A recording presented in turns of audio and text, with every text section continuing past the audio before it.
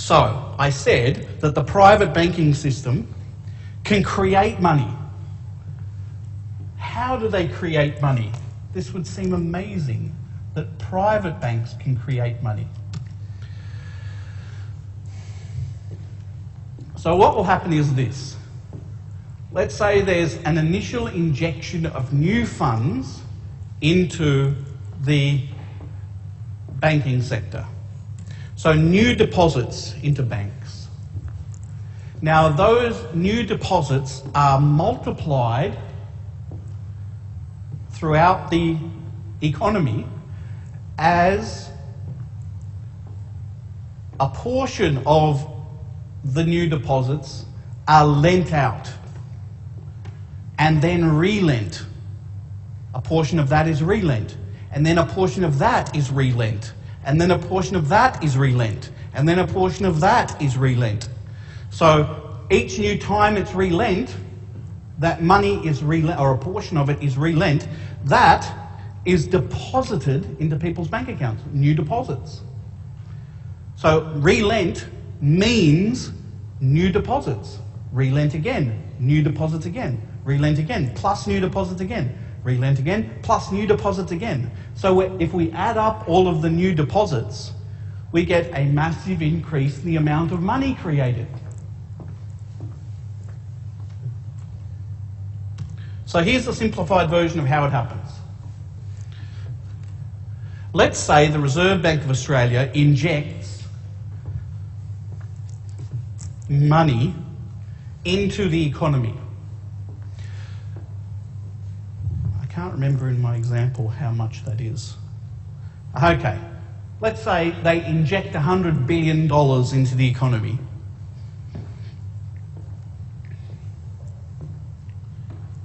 A bit less than the size of the current budget deficit. They inject $100 billion into the economy. What happens to that money? Where does it end up in the end? It gets given to someone, somewhere, for some reason or other. But what happens to the money? It doesn't get destroyed, obviously. It gets deposited into bank accounts by someone or some people somewhere. Gets deposited into bank accounts. So this becomes $100 billion of new deposits in the banking system. So far, so good. Now, of that $100 billion, which is injected into the banking system, 10% of, let's say, a certain percentage of that has to be set aside in reserve. They can't just, the bank can't say, oh, there's $100 billion, let's just lend out the whole amount. They have to set aside a bit of that in reserve for emergency purposes, for prudential reasons. Not if there's a run on the bank, but if people need to take out money at any given moment in time, they need to have some money there in reserve. So let's say in our example, they set aside 10% of that money in reserve. What do they do with the other 90% of that deposits into the bank accounts? Do they just leave those deposits there to rot or to pay a little bit of interest on and therefore lose money on? No, the bank is not just, also the bank is to intermediate between savers and lenders, but it's not just there, it's not a charity, it's making money, it's there to make money. So if it's set aside a certain amount in reserve, what happens to the other 90%? It doesn't just leave it there and pay out interest to the savers. Instead, it lends that money out and charges a higher interest rate to the people it lends to than to the depositors. That's how it skims a bit of profit out of it. So $10 billion gets put aside in reserve, and the excess, the remainder, the $90 billion, is lent out. It's lent out to people who want to buy houses or want to build new buildings or factories, want to put up a new office, want to buy new equipment, want to buy TVs and refrigerators and mobile phones and stuff, cars. They lend out the other $90 billion. Now, where does that $90 billion go in the end? Is it destroyed? If you buy a car for $90 billion, that money will end up in the person who sold you the car's bank account, won't it? That $90 billion will be spent and then deposited into other people's bank accounts. So there's another $90 billion injected into deposits, new deposits. Now the bank, or banks, realise, well, we have to put aside 10% of that in reserve for emergencies and so on, 9 billion, and then what do we do with the excess? We'll loan that out, of course, because if we don't, we won't make money on it, and we're here to make money. So they loan out the remainder, $81 billion, which gets spent and ends up in someone else's bank accounts. New deposits of $81 billion in other people's bank accounts. The banks put aside 10% of that, and they lend out the remainder, $72.9 billion. So that's, and so on and so forth. So what's the total increase in the amount of money circulating around in the economy? There's the 100 plus the 90 plus the 81 plus the etc, etc, etc, etc. Okay, so there's a really easy way of calculating, well, how much is that total amount of new deposits? And remember, deposits are money. What's the total amount of that new deposits? How much is that?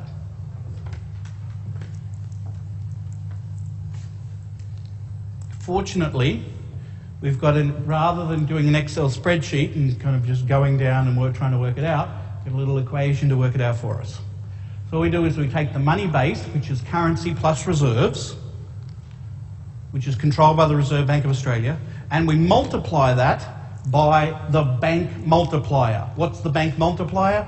The bank multiplier is 1 over the reserve ratio. In your textbook it's called the liquidity ratio, but I'm going to call it the reserve ratio. That's the amount of money they have to leave set aside, the amount of money that banks are setting aside in reserve. And then it's easy. The bank multiplier is partly controlled by the Reserve Bank. It's partly controlled by the Reserve Bank in the sense that the Reserve Bank makes recommendations about how much the banks need to keep in reserve, a minimum amount they need to keep in reserve in order to remain a stable and viable institution, don't become a risky institution. Plus, the bank might keep they might keep a certain amount in reserve on top of the amount that the government recommends to them. So the Reserve Bank controls the amount that the private banks say they should keep in reserve, but the private banks can choose to add more to that if they want to. So the Reserve Bank doesn't have total control over the bank multiplier. So the money base times the bank multiplier through the credit creation process which we saw before, right? Banks set aside a certain amount in reserve, they lend out the rest. Is deposited in new people's bank accounts. A certain amount is set aside in reserve, they lend out the rest. Ends up in people's bank accounts. They set aside a certain amount of, like we showed before. So through that credit creation process, we end up with the total money supply, the total amount of money swimming around in the economy. So if we increase the money base by, say, 100 billion, and we know the bank multiplier is 1 over 10%, because we know 10% is the reserve ratio, 10% is kept in reserve. Or you can rewrite that, it's the same thing, 1 over 0.1. 0.1 is 10%, same thing. So 10%, 1 over 10%, or 1 over 0.1 times the increase in the money base is 100, gives us the total increase in the money supply, which is, in this example, is $1,000 billion, or in other words, $1 trillion. So you can see $1 trillion in this example. $1 trillion is created by whom? By the private banking system. That's created money. It's not created by the central bank. Remember, the private banks don't need to have special printing presses out the back. That's not required, because this money is electronic money. Right? You just have to punch it into your computer and then it's there. Right? So when the bank says, when you go to the bank and you get a loan and you sign the deal, blah, blah, blah, and then they say, okay, that money will be in your bank account by the end of the day, they don't go to some warehouse somewhere and get money and deposit it into your bank account. All they do is they just say, okay, $100,000, just punch that in. And then the electronic record exists. That's where it comes from. Nowhere, they just punch it in. Okay. In this simple story that we told, interest rates weren't really relevant to that story. The money supply was independent of interest rates in that story. The Reserve Bank in that story has complete control over the money supply for the most part. Graphically, that means the supply of money would be represented like this. It would be the supply curve of money would be a vertical line. So if the interest rate, that is, the interest rate here means the cost of borrowing money or the reward for saving money, the cost of borrowing or the reward for saving.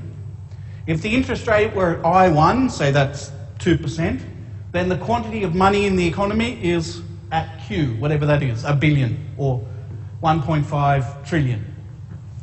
If the interest rate rises to 5%, then the quantity of money is still 1.5 trillion.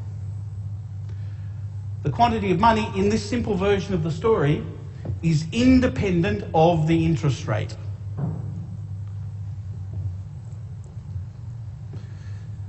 The Reserve Bank in this version of the story ultimately has control over that money supply.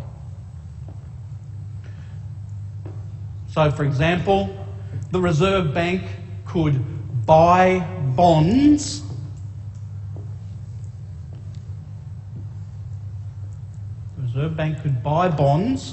from private banks. So private banks have pieces of paper, IOUs, and the Reserve Bank could come along and say, I will buy those IOUs off you. I will buy those pieces of paper off you and give you what? Money.